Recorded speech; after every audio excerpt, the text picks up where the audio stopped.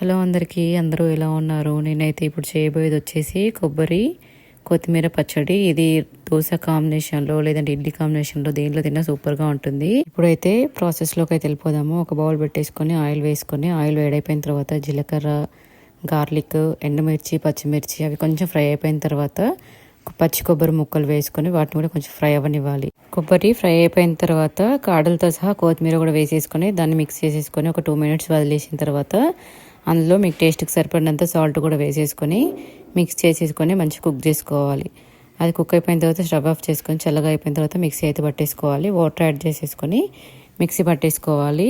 మీ consistency థిక్గా కావాలా లైట్గా కావాలనే దాన్ని బట్టి వాటర్ అయితే యాడ్ చేసుకోండి.